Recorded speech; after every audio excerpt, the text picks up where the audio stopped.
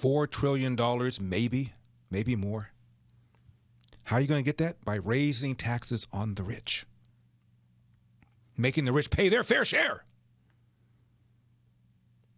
As I said yesterday, the top 1%, those making over $350,000 or more, are already paying 40% of the federal income taxes. I told you about the party that I was at years ago. And it was a buddy of mine who was having his 60th birthday, Vietnam vet, years ago. And I assumed everybody at the party kind of felt the same way we all felt. And I'm sitting at a table, and I hear this woman named Irene going on about how rich people don't pay any taxes. I thought she was joking. Then I realized she wasn't joking. And I said, I heard you say that rich people don't pay any taxes. I said, well, I'm one of the so-called rich. I'm happy to show you my 1040. I pay a substantial amount of tax. Now, let me ask you a question. Of the top 1%, and these are people making about $300,000 or more, I said to her, of that 1%, how much in percentage of federal income taxes do you think they're responsible for? She said, what do you mean? I said, assume this is the federal taxes that everybody pays. And I made a air circle. And I said, what slice by percentage is contributed by the top 1%? Of all the federal income taxes paid, what percentage is paid by this 1%? So, I know what you mean. She said, okay, I think the top 1% probably pay about 1%. I said, you think the top 1% pay 1% of all the federal income taxes? She said, all right, maybe 2%.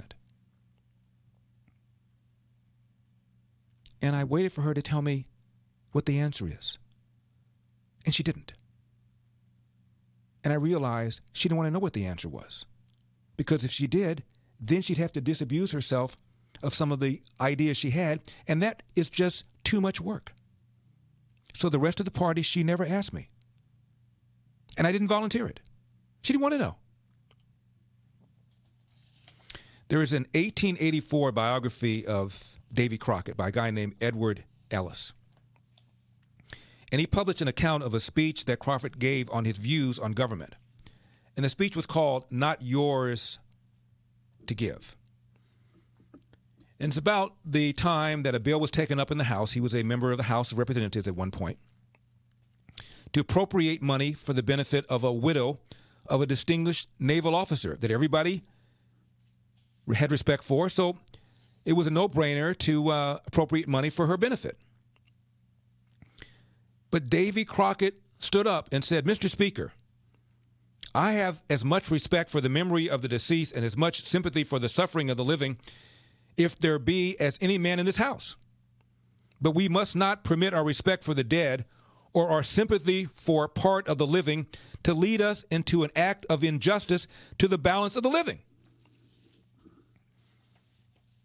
He said, I will not go into an argument to prove that Congress has not the power to appropriate this money as an act of charity.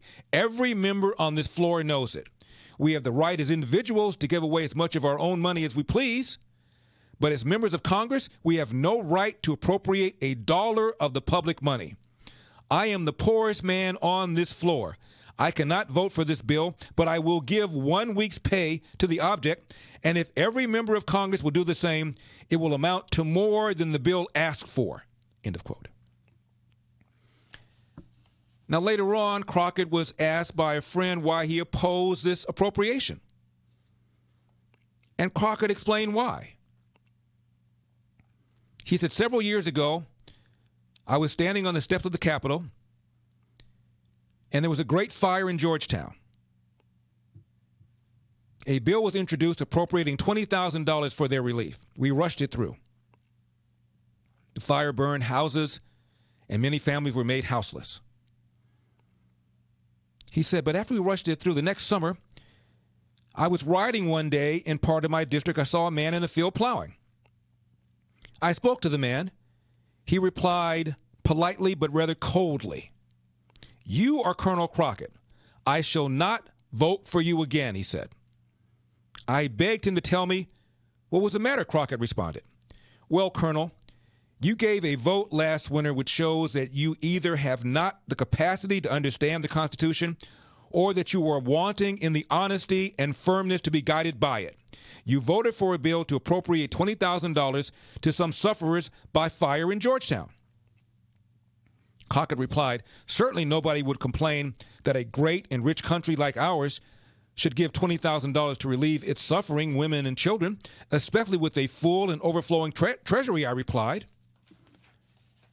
The farmer responded, it's not the amount, Colonel, it's the principle. The power of collecting and dispersing money at pleasure is the most dangerous power that can be entrusted to man. You will very easily perceive what a wide door this would open for fraud and corruption and favoritism on the one hand, and for robbing the people on the other. The people have delegated to Congress by the Constitution the power to do certain things. To do these, it is authorized to collect pay monies for nothing else. Everything beyond that is usurpation and a violation of the Constitution. You have violated the Constitution in what I consider a vital point. It is a precedent fraught with danger to the country, for when Congress once begins to stretch its power beyond the limits of the Constitution, there is no limit to it and no security for the people. End of quote. Crockett then said, now, sir, you know why I made that speech yesterday. You remember I proposed to give a week's pay?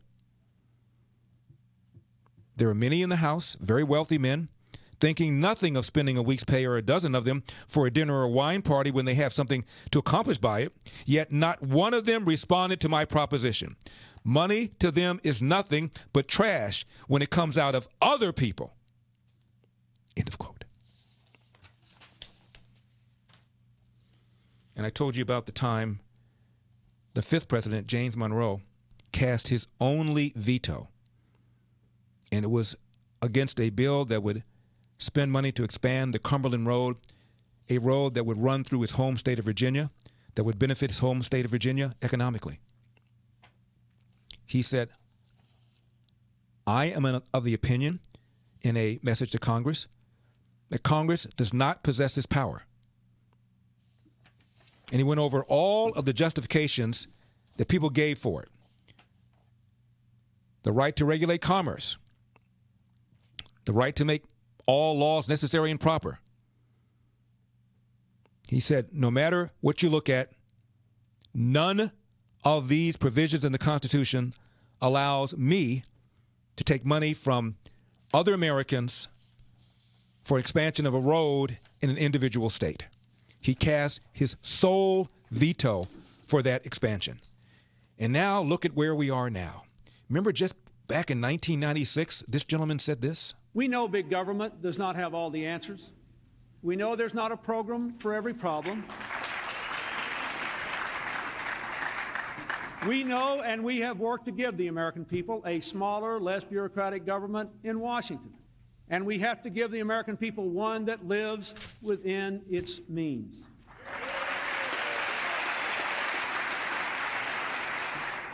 The era of big government is over.